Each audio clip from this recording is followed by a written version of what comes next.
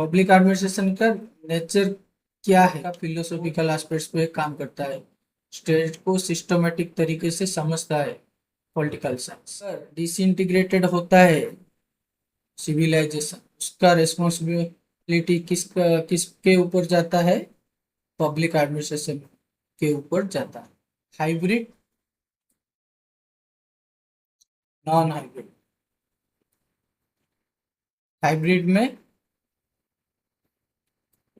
Public plus private, इसमें public और private, owner भी पब्लिक, फंडिंग भी पब्लिक। लेकिन प्राइवेट में भी उसी तरह ऑनर भी प्राइवेट, फंडिंग भी private. Hello everyone, welcome to my YouTube channel core and context.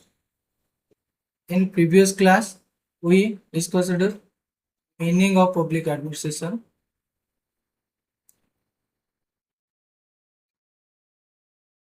and scope of public administration. And today, we will discuss nature of public administration, significance of public administration, and public versus private administration. ये तीन चीज के बाद हम thinker पे shift करेंगे। तो चलिए शुरू करते हैं।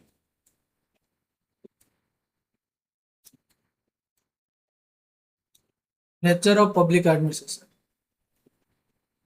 पब्लिक एडमिनिस्ट्रेशन का नेचर क्या है वो जानने के लिए हमें पहले उस कुछ चीज़ों को समझना पड़ेगा।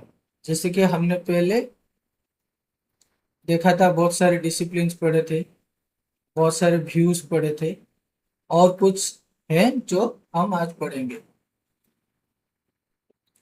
जैसे कि आप ये कीवर्ड देख लीजिए, डिस्क्रिशनिस्ट व्यू, इंस्ट्रूमेंटल व्यू। डिस्क्रिशनिस्ट व्यू क्या कहता है?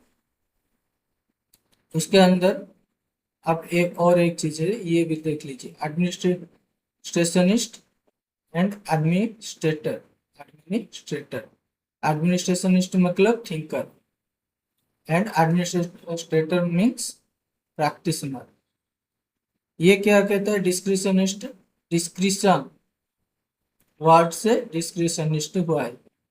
ये ऑटोनोमस तरीके से काम करता है, ये किसी पे डिपेंडेंट नहीं है। ये क्या करता है? वेलफेयर ऑफ पीपल पे काम करता है। और इसका गवर्निंग बॉडी कोई नहीं है, ये अपने आप गवर्न होता है। और ये किसको लायबल होता है? Constitution of India. इंडिया में ये कॉन्स्टिट्यूशन ऑफ इंडिया को लायबल होता है। ये किससे गवर्निंग होता है? वैल्यू ऑफ सेक्युलरिज्म, डेमोक्रेसी, जो जो सब हमारे कॉन्स्टिट्यूशन में, वो सब वैल्यूज पे ये काम करता है। और इंस्ट्रूमेंटलिस्ट व्यू, इंस्ट्रूमेंटल व्यू में क्या होता है? जो एडमिनिस्ट्रेशनिस्ट होते हैं और जो एडमिनिस्ट्रेटर होते हैं, वो किसके लिए काम करते हैं? गवर्नमेंट के लिए काम करते हैं। और उनका गवर्निंग बॉडी को कौन है? गवर्नमेंट है, जो कि एक पॉलिटिकल एग्जीक्यूटिव। और ब्यूरोक्रेसी जो है वो कौन होते हैं? स्किल्ड इंडिविजुअल, जो प्रैक्टिशनर्स होते हैं। और इन्हें क्या कहा जाता है? सर्वेंट ऑफ पॉलिटिकल एग्जीक्यूटिव, जो मैंने पहले आपको बताया। और इन दोनों में से, डिस्क्रिशनिस्ट और इंस्ट्रूमेंटल, इन दोनों में से डिस्क्रिशनिस्ट को वाइडली एक्सेप्टेड किया गया है, क्योंकि ये वैल्यूज पे काम करता है। कौन सा वैल्यू? कॉन्स्टिट्यूशनल वैल्यूज पे काम करता है। इसलिए ये डिस्क्रिशनिस्ट व्यू को ज्यादा महत्व दिया गया है। नेचर ऑफ पब्लिक एडमिनिस्ट्रेशन में हम ये आज देखेंगे, ये art as well as science के पब्लिक एडमिनिस्ट्रेशन, आर्ट कैसे और एज ए साइंस भी कैसे होता है। तो पब्लिक एडमिनिस्ट्रेशन को आर्ट बनने के लिए सिर्फ एक आर्ट क्यों कहते हैं, पब्लिक एडमिनिस्ट्रेशन को एक आर्ट क्यों कहते हैं, क्योंकि ये लर्न किया जाता है, ये लर्न किया जा सकता है। लेकिन इसको साइंस बनने के लिए क्या चाहिए, जो वो हम इन रिजिड व्यू और वेबर और कार्ल पॉपर तीनों के बात को लेकर पढ़ेंगे। क्या अजय साइंस हम पब्लिक एडमिनिस्ट्रेशन को क्यों नहीं कह सकते। रिजिड व्यू कहता है public administration as a science accepted नहीं हो, क्योंकि साइंस कुछ सर्टेन स्टैंडर्ड्स को लेकर बना है और उसका कुछ रिगोरियस स्टेप्स हैं जो साइंस फॉलो करता है। और पब्लिक एडमिनिस्ट्रेशन साइंस हम लैब में टेस्ट करते हैं, पब्लिक एडमिनिस्ट्रेशन को हम लेबोरेटरी में स्टडी नहीं कर सकते। और उसको डिफेंड करते हुए वेबर ने क्या कहा, जैसे कि फिजिकल साइंस का जो ऑब्जेक्टिव है, हम उसको और उसका ऑब्जेक्टिव थिंग्स को हम पढ़ते हैं, फिजिकल साइंस का ऑब्जेक्टिव को ऑब्जेक्टिव थिंग्स को ऑब्जेक्टिव तरीके से पढ़ते हैं, ऑब्जेक्टिव थिंग को ऑब्जेक्टिव तरीके से पढ़ते हैं। लेकिन पब्लिक एडमिनिस्ट्रेशन को, जो कि सोशल साइंस उसके अंदर ही आता है, पब्लिक एडमिनिस्ट्रेशन के अंदर सोशल साइंस भी आता है उसका, सो जो उसका ऑब्जेक्टिव है और सब्जेक्टिव चीजें हैं, उन इन दोनों को, उसका ऑब्जेक्टिव चीज और सब्जेक्टिव चीज दोनों को हम सब्जेक्टिव तरीके से पढ़ते हैं और उसका सब्जेक्टिव थिंग्स को हम सब्जेक्टिव भी पढ़ते हैं, ऑब्जेक्टिव भी तरीके से भी पढ़ते हैं। कार्ल पॉपर कार्ल पॉपर ने क्या कहा है कि सारे नॉलेज एक डिसिप्लिन है और प्रोविजनल है। क्यों प्रोविजनल है, फाइनल नहीं है, प्रोविजनल, फाइनल नहीं है, प्रोविजनल है। क्यों, क्योंकि क्योंकि ये चेंजिंग विथ टाइम है, टाइम के साथ ये चेंज करता है। अगर आप रिजिड व्यू को फॉलो करेंगे तो पब्लिक एडमिनिस्ट्रेशन इवोव करता है और साइंस भी इवोव करता है।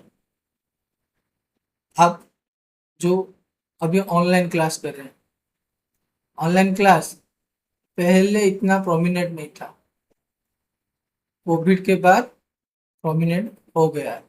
क्यों, आज पर डिमांड, आज पर डिमांड। तो वह जैसे, और पहले भी हमने पढ़ा था, जैसे जैसे सोसाइटी इवॉल्व करेगा पब्लिक एडमिनिस्ट्रेशन भी इवॉल्व करेगा। तो अगर साइंस इवॉल्व करता है तो पॉपेट भी इवॉल्व करता है, तो पॉपेट को हम साइंस क्यों नहीं कह सकते, ये कार्ल पॉपर का कहना है। Public administration as a discipline as well as profession. कैसे, डिसिप्लिन का मतलब क्या है और प्रोफेशन का मतलब क्या है। Public administration as a discipline कैसे है, एज ए प्रोफेशन कैसे है। डिसिप्लिन का मतलब स्टडी करना, प्रोफेशन का मतलब प्रैक्टिस करना।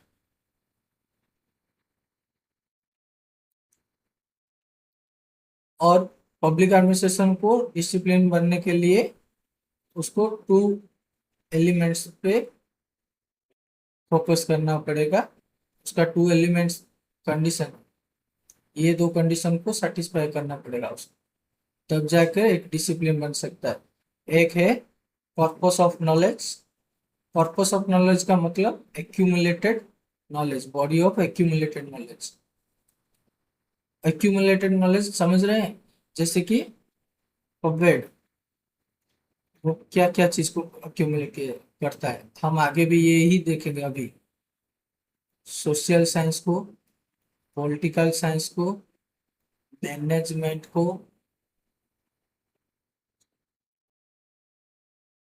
एथिक्स को, इन सब चीजों को एक्यूमुलेट करके पबेड बना है। उसका अपना कोई थ्योरी नहीं है, जो आगे भी हम पढ़ेंगे।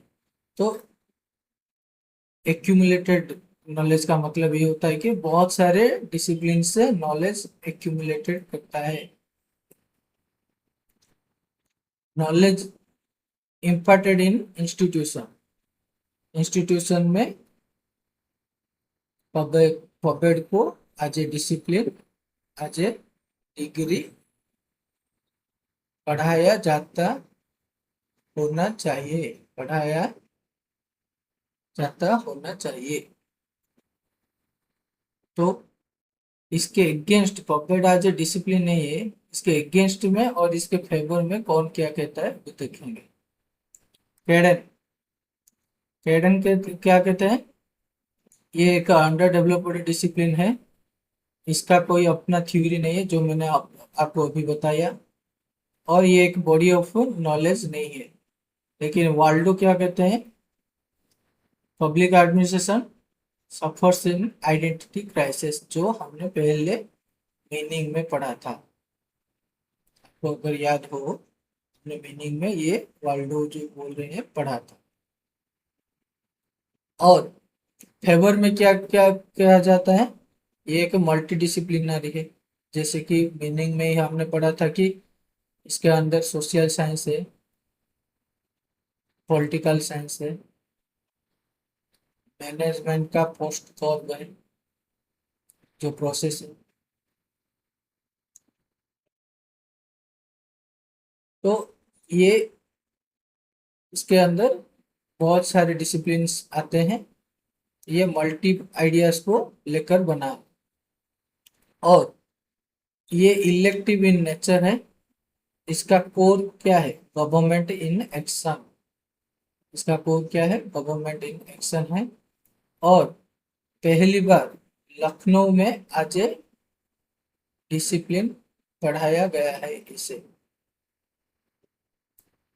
तो यहाँ पर आपको पता चल गया होगा कि ये दोनों कंडीशन को कॉर्पस ऑफ नॉलेज हो गया, knowledge imparted in institution Lucknow में पढ़ाया गया है। तो ये दोनों कंडीशन को सेटिस्फाई करता है, इसलिए public administration as a discipline हो गया। लेकिन आज ये प्रोफेशन है या नहीं, चलिए देखते। जो डिसिप्लिन है उसको प्रोफेशन बनने के लिए, उसको डिसिप्लिन को प्रोफेशन बनने के लिए क्या क्या कंडीशंस है? पर्पस ऑफ नॉलेज जो हमने डिसिप्लिन में देखा, तो ये तो सेटिस्फाई हो गया। प्रोलॉन्ग्ड ट्रेनिंग ये देखेंगे, एजुकेशन देख लिया as a degree, social responsibility देखेंगे, कोड ऑफ कंडक्ट देखेंगे, और इसका पेरेंट बॉडी है या नहीं देखेंगे। तो प्रोलॉन्ग्ड ट्रेनिंग में आपको पता होगा, जब यूपीएससी कोई क्लियर करता है और ट्रेनिंग के लिए, पब्लिक का ट्रेनिंग के लिए गवर्नमेंट ऑफिशियल्स जो ग्रुप ए का है, उनको लाबास नाम में ट्रेनिंग दिया जाता है। क्या पढ़ाया जाता है? पब्लिक पढ़ाया जाता है। तो ये हो गया, सेकेंड कंडीशन भी सेटिस्फाई हो गई। आज एजुकेशन जो हमने पढ़ा, आज डिग्री लखनऊ में, लखनऊ यूनिवर्सिटी में पढ़ाया गया है पहली बार। और इसका सोशल रिस्पॉन्सिबिलिटी है या नहीं? पीसी होता कमेटी ने रिकमेंड किया था कि जो सिविल सर्विस रिक्रूटमेंट प्रोसेस में पबमेड को एज ए डिसिप्लिन इंक्लूड किया जाए। तो क्यों इंक्लूड किया जाए? Because it have social responsibilities. तो ये कंडीशन भी सेटिस्फाई हो गया। कोड ऑफ कंडक्ट, ये code of conduct and it's enforcement. Code of conduct तो जो लीगल पॉलिसी से लीगल और इलीगल हमने पढ़ा था जो मीनिंग में। कोड ऑफ कंडक्ट है कि कैसे करना है, क्या करना है, कब करना है, वो वो तो है, लेकिन उतनी अच्छी से तरीके से एलाबोरेटेड नहीं है। और जो पेरेंट बॉडी वाली चीज है ना, वो जैसे कि आप देख सकते हैं बार काउंसिल ऑफ इंडिया, वो क्या करता है, लॉ पे काम करता है। मेडिकल पे कौन काम करता है, मेडिकल काउंसिल। लेकिन और भी बॉडीज हैं, वो सब पब्लिक के अंदर आते हैं। सबका तो पेरेंट बॉडी नहीं है। तो हम ये एक फुल फ्लेज प्रोफेशन नहीं कह सकते, ये एक प्रोफेशन इन मेकिंग है। सब इनिशिएटिव्स लिए गए हैं, जैसे कि पबमेड को मैंडेटरी किया गया है गवर्नमेंट एडमिनिस्ट्रेटर्स के लिए। जब ये चीज इम्प्लीमेंट हो जाएगा, सब गवर्नमेंट ऑफिशियल्स जो एडमिनिस्ट्रेटर बनते हैं उनके लिए पबमेड कंपलसरी हो जाएगा, तब से हम कह सकते हैं ये एक फुल फ्लेज प्रोफेशन।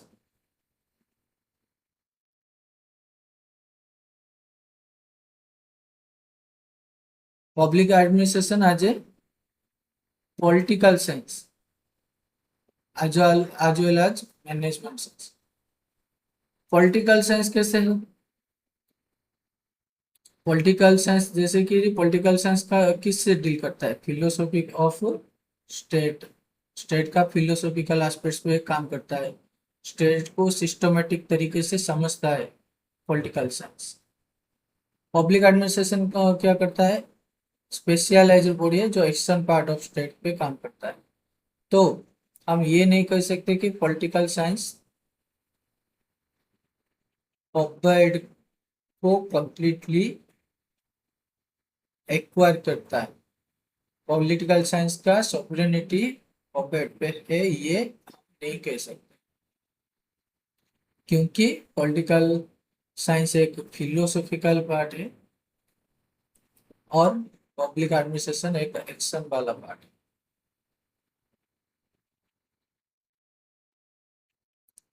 और फ्रेडरिक सी मॉसर ने क्या कहा था, provide best area in emphasis और interest with in area of political science।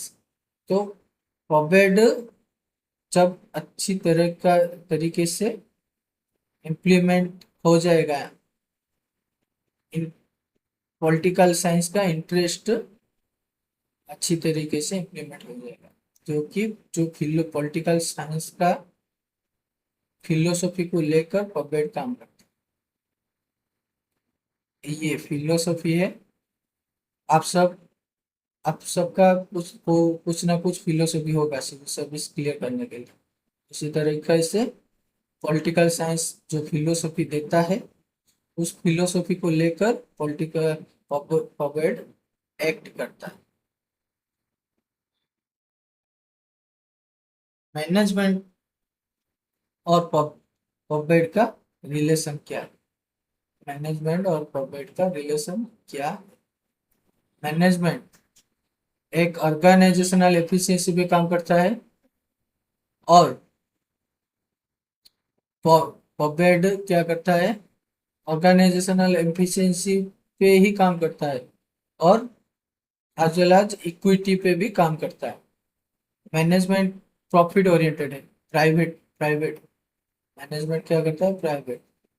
Public administration क्या करता है, पब्लिक के लिए काम करता है, पब्लिक का वेलफेयर के लिए काम करता है, डेमोक्रेटिक वैल्यूज को अपहोल्ड करने के लिए, फेयरनेस को अपहोल्ड करने के लिए।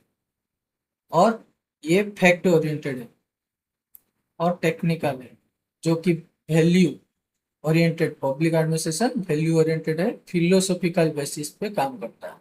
अभी हमने पढ़ा था पॉलिटिकल साइंस जो फिलोसॉफी देता है, उसको काम पे कौन लगाता है? पपेट लगाता है, एक्ट करता है, पपेट एक्ट करता है उस पर। और मैनेजमेंट प्राइवेट सेक्टर के रिलेटेड काम करता है, प्रॉफिट उसका मेन मकसद है। लेकिन इसका मेन मकसद क्या है? वेलफेयर करना, welfare of people at large.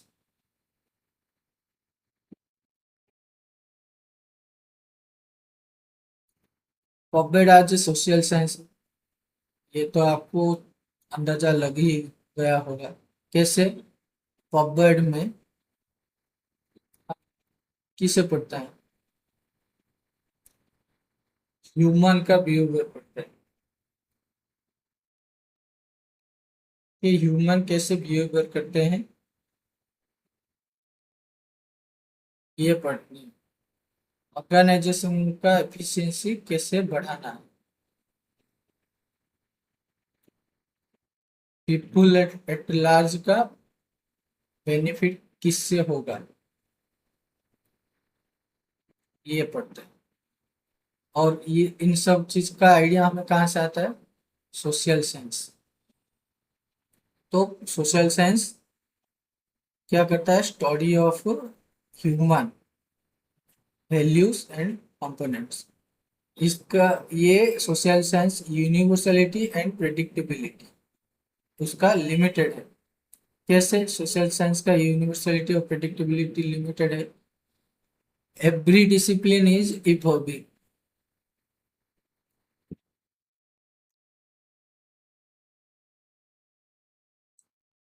क्यों एवरी डिसिप्लिन इज इवॉल्विंग? क्योंकि टाइम के साथ डिसिप्लिन भी इवॉल्व करता है। ये हमारा रूट कॉज है इवोल्यूशन का। हर एक चीज इवॉल्व करता है। सोशल साइंस एक प्रोग्रेसिव साइंस है, इसीलिए वो limited in universality and predictability. अब अभी जो थेफ्ट हो रहे थे, पहला जैसा थेफ्ट हो रहा था अभी तो वैसा नहीं हो रहा है, अभी साइबर थेफ्ट होता है। तो उसी के हिसाब से साइबर पुलिस का आना हुआ। ये क्या है? एक्ट है। और कैसे होता है? पॉकेट के अंदर होता है।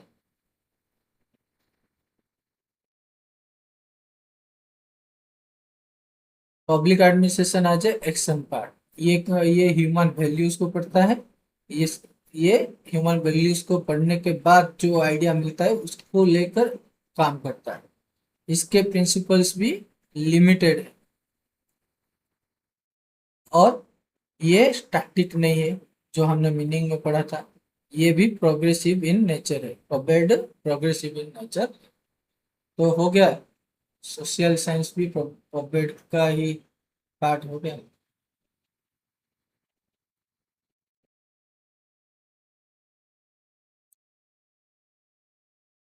Philosophy of public administration. Public administration का फिलोसॉफी क्या है? लिमिटेड है, अभी हमने देखा, क्योंकि इवॉल्व करता है पब्लिक।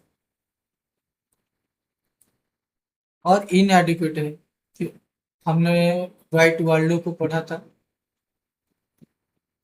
मीनिंग में, जब उन्होंने बताया था कि अगर आप एक लाइन में और एक पैराग्राफ में पॉवर्टी को डिफाइन करना चाहोगे तो एक तरह से वो मेंटल पैरालिसिस।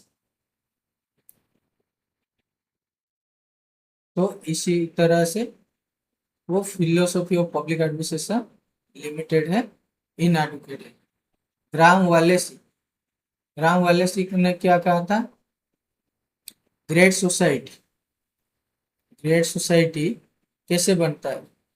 पब्लिक एडमिनिस्ट्रेशन की एफिशिएंसी से बनता है, एक्यूरेसी से बनता है। और पबेड क्या करता है? पबेड इविल सोसाइटी, सोशल इविल्स को ऑब्स्ट्रक्ट करता है। क्या करता है? ऑब्स्ट्रक्ट करता है। इस तरह से ग्रेट सोसाइटी बनता है। समझ पाए? सिग्निफिकेंस, सिग्निफिकेंस का मतलब इम्पोर्टेंस। पबेड का इम्पोर्टेंस क्या है, इसे समझने के लिए हमें दो पर्सपेक्टिव से देखना पड़ेगा पबेड का इम्पोर्टेंस। एक प्रैक्टिस, दूसरा डिसिप्लिन। इसे समझने के लिए हमें तीन एरियाज पे फोकस करना पड़ेगा। प्रैक्टिस और डिसिप्लिन को समझने के लिए हमें तीन एरियाज पे फोकस करना पड़ेगा कि कैसे public administration modern welfare state के लिए कैसे क्रिटिकल है, स्टूडेंट्स के लिए कैसे क्रिटिकल है, और पीपल एट लार्ज के लिए कैसे क्रिटिकल है। पीपल एट लार्ज के लिए कैसे क्रिटिकल। तो चलिए देखते हैं public administration modern welfare state के लिए कैसे क्रिटिकल है। और ये थिंकर्स का मैंने यहाँ पर नाम लिखा है जो ये सब व्यूज दिए, और थिंकर्स हम अगले क्लास में से शुरू करने वाले हैं, उसके लिए वरी मत हो। Public administration critical for development and existence of civilisation. Civilisation का डेवलपमेंट एंड एग्जिस्टेंस के लिए क्रिटिकल है। कैसे? कैस्ट, कैस्ट डिस्क्रिमिनेशन को कौन कंट्रोल करता है? स्टेट ही कंट्रोल करता है। स्टेट इन एक्शन क्या है? पॉपेट का कोड है। हो गया? इसमें क्यों पॉपेट इंपॉर्टेंट है पता चल गया। अगर डिसइंटीग्रेटेड होता है सिविलाइजेशन, उसका रिस्पॉन्सिबिलिटी किसके ऊपर जाता है? पब्लिक एडमिनिस्ट्रेशन के ऊपर जाता है, क्योंकि public administration affects all elements of the society. Public administration affects all elements of the society. Public administration अगर फेल हो गया तो सिविलाइजेशन में चाओस, सिविल वॉर, ये सब आ जाए। और पब्लिक एडमिनिस्ट्रेशन का इंटीग्रल पार्ट क्या है? Welfare of society. आपने राइट टू इक्वालिटी के बारे में सुना होगा, या फिर अगर पॉलिटी पहले से पढ़े होंगे तो आप सभी को पता होगा राइट टू इक्वालिटी क्या है। वो इसके अंदर क्या होता है? स्टेट के आगे सब इक्वल है। इसी मैकेनिज्म पे एडमिनिस्ट्रेशन काम करता है। हो गया कि कैसे मॉडर्न वेलफेयर स्टेट के लिए पब्लिक एडमिनिस्ट्रेशन क्रिटिकल हो।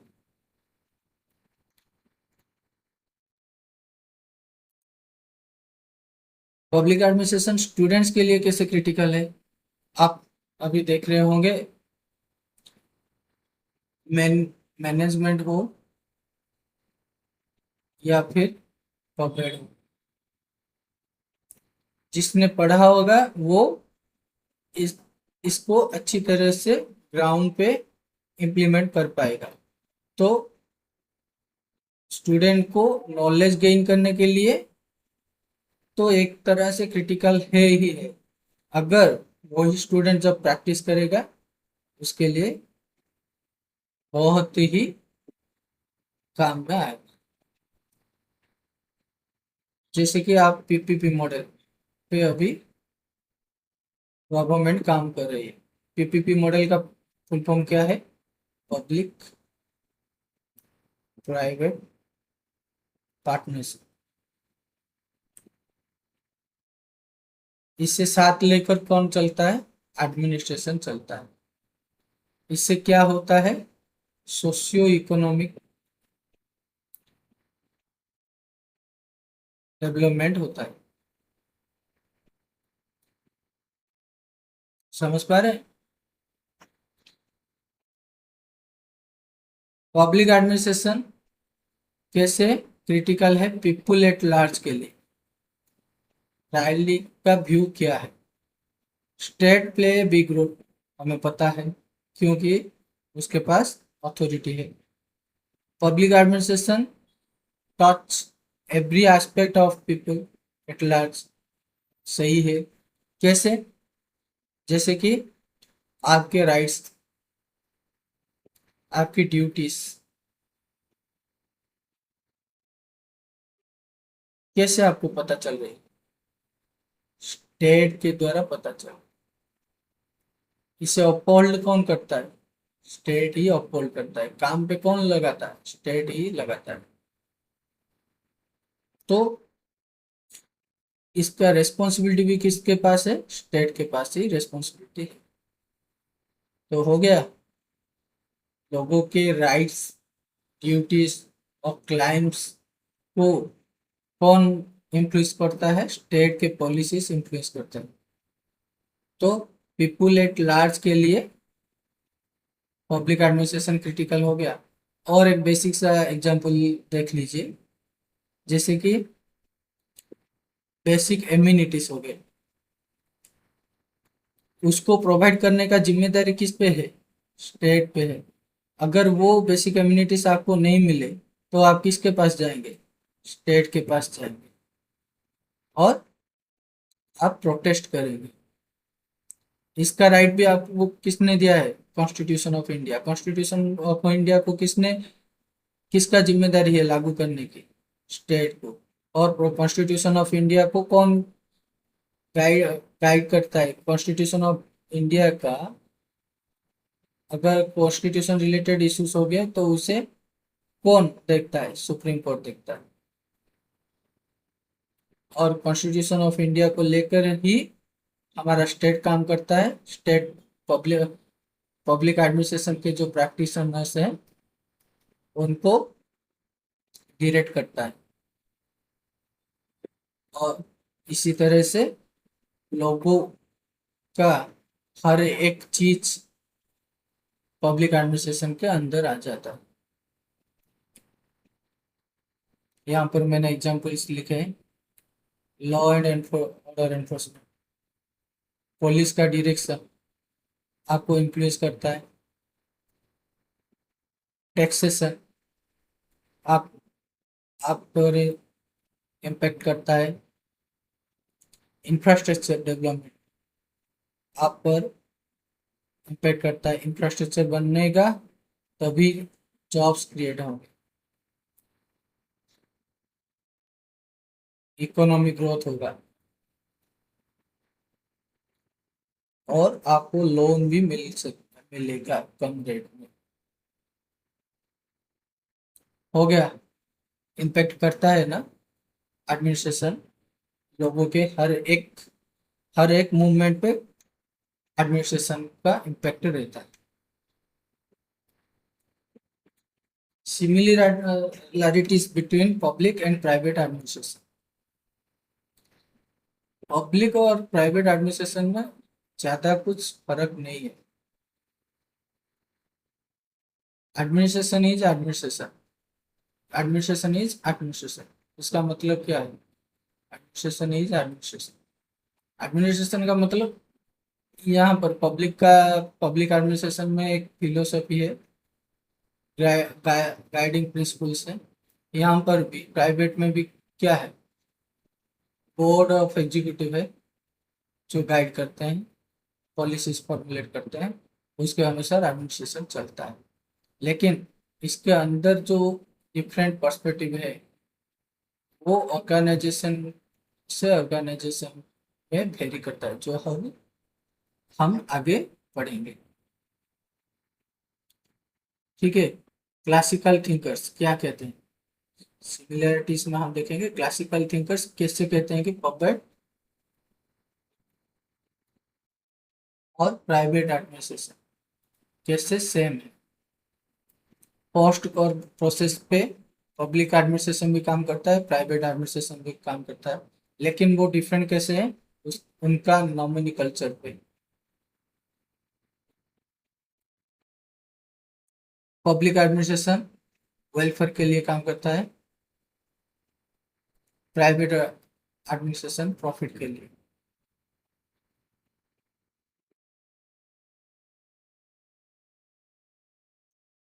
पब्लिक एडमिनिस्ट्रेशन में गवर्नमेंट बॉडी पब्लिक के लिए काम करती है, यहाँ पर प्राइवेट पर ऑर्गेनाइजेशन अपने स्पेसिफिक प्रोडक्ट पे काम करती है। हो गया क्या नॉमिनी कल्चर का डिफरेंस।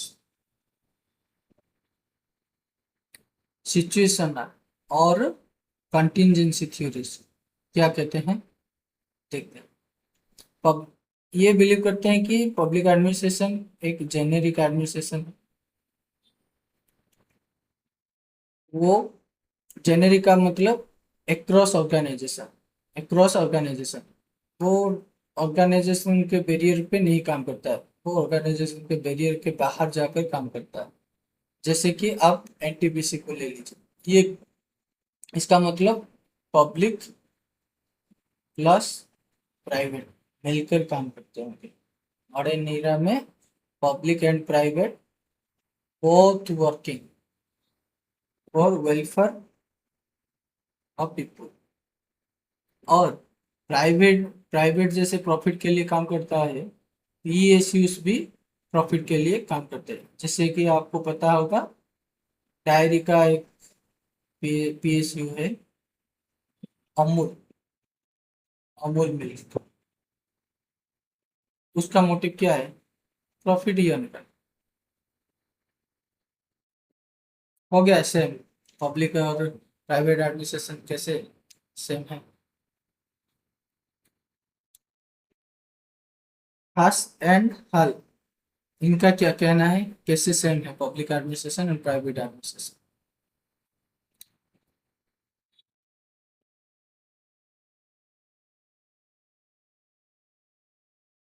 जैसे कि ये देख लीजिए, पब्लिक पब्लिक का ओनरशिप है, पब्लिक का फंडिंग आता है, ये नॉन हाइब्रिड है। Hybrid, non hybrid. हाइब्रिड में पब्लिक प्लस प्राइवेट, इसमें पब्लिक और प्राइवेट, ओनर भी पब्लिक, फंडिंग भी पब्लिक। लेकिन प्राइवेट में भी उसी तरह ओनर भी प्राइवेट, फंडिंग भी प्राइवेट। लेकिन इसमें ओनर और फंडिंग दोनों पब्लिक होगी या फिर प्राइवेट होगी। यहाँ पर भी पब्लिक होगी या फिर प्राइवेट होगी, यही इस टेबल में है। हाइब्रिड क्या है और नॉन हाइब्रिड क्या है, यही हास एंड हल ने बताया है कि सर्क्यूमस्टेंस डिफाइन करते हैं उनका difference. Otherwise public and private administration तो सेम ही है।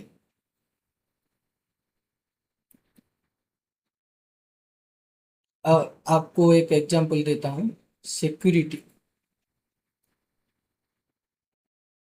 गार्ड और पुलिस इन दोनों का क्या काम? सिक्योरिटी प्रोवाइड करना है।